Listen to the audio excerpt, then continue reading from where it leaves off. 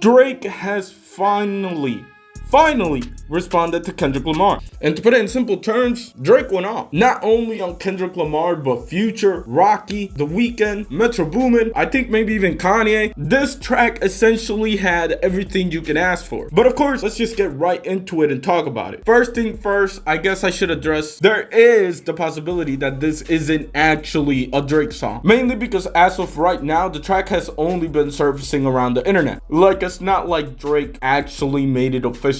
He didn't put it on Spotify or nothing, and the song doesn't really even have a name. The Genius page for it though says drop and give me 50, so that's what I'll call it. And listen, I think it's safe to say that Drake responded with a right amount of fire. The first victim of Drake this time around is actually not Kendrick Lamar, but Future, with the second line of the track being your first #1, I had to put it in your hand. Obviously a reference to Future's first song to hit #1, which featured none other than the one and only Drizzy Drake himself. He doesn't take too long this in Future before he gets back to Kendrick. You won't ever take no shame off of us, says Drake, referring to Kendrick's like that verse. I'm snatching chains and burning tattoos, it's up. And in case you don't think that's a Kendrick diss, Drake makes sure to clarify with the very next line saying, how the you big stepping with a size 7 men's on.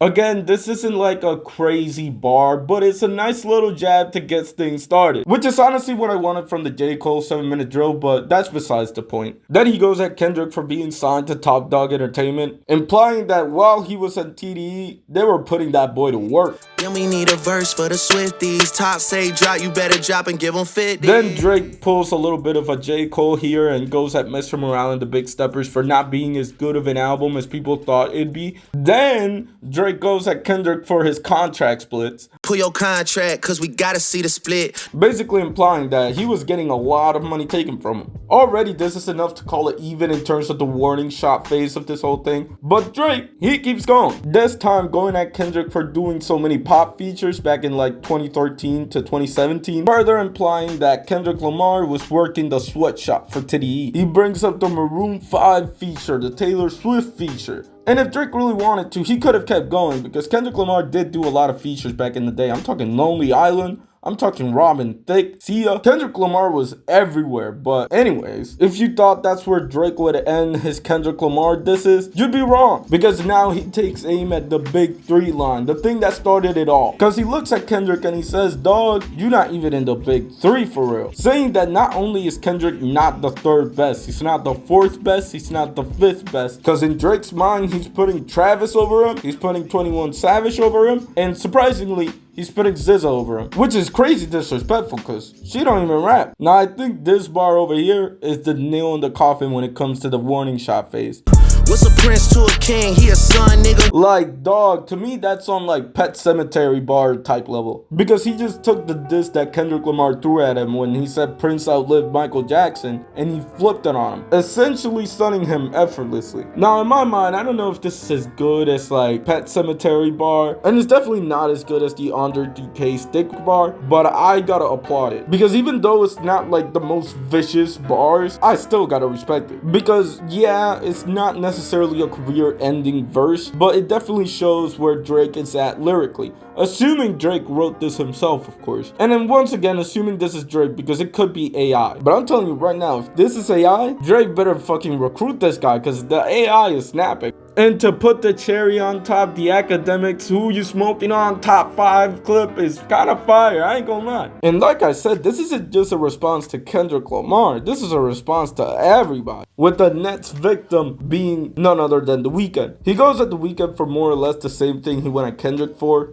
just without the whole big 3 stuff. Just a really good string of disses, I guess. He also calls out The Weeknd for claiming Toronto when he kind of moved away from it. Which again, I think is a nice little diss for those who care. And I remember a couple months ago, we were questioning how Drake was gonna beef with a producer because a rapper-producer beef doesn't really work. So I gotta ask the question here too. How does an R&B singer-rapper beef even work? I'm sure it has happened before. But not at this level, not this publicly at least. Personally, my favorite diss on the track has to be the one directed at Rick Ross. I take your latest girl and cuff her like I'm Ricky is an insane bar when you think about how Drake stole Rick Ross's girl, apparently, and how Rick Ross used to be like a police correction officer or some shit. Which, by the way, out of this whole beef, Rick Ross has to be like handling it the worst, because I ain't gonna lie, he's been getting hit. Anyway, so Drake does address J. Cole, by the way, and that's basically about it, at least for now. He does take a few shots at Kanye for merch and money and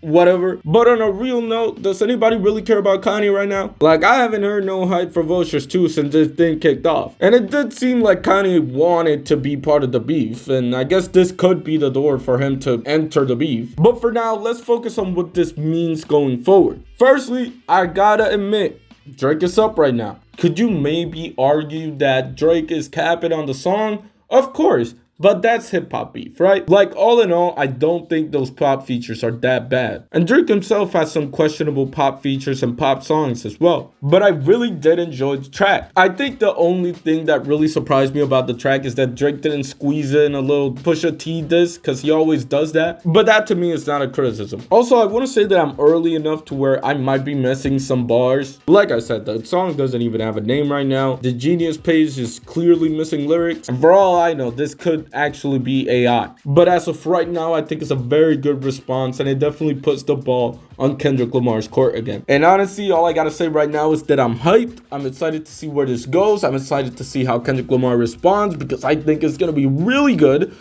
And it once again makes me question the whole J. Cole thing, because right now we could be having like a decent conversation about 7-minute drill, about like that, and about, well, whatever this song we're gonna call is called. And if Kendrick Lamar does respond, at the very least we know that Drake will reply as well. Or at least I think that's what he means by "don't wake a demon up."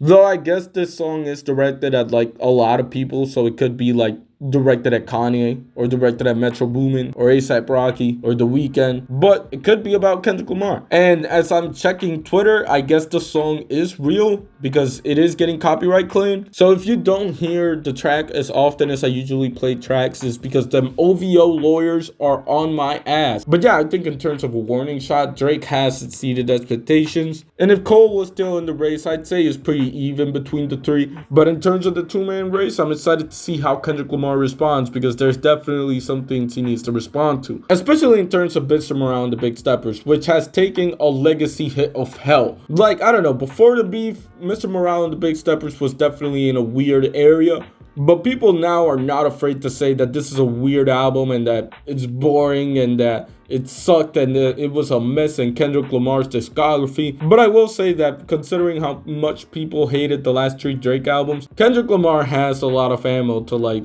respond. There's just a lot of possibilities right now, and I'm very excited, so I'm just gonna leave it there, and I'm gonna roll the outro. Anyways, I didn't expect this to drop in the middle of the day. I'm used to pulling all-nighters, but I guess I won't have to pull an all-nighter to put this one out. With that being said, shout out to Jay Dilla, shout out to me, shout out to God, shout out to y'all, and yeah.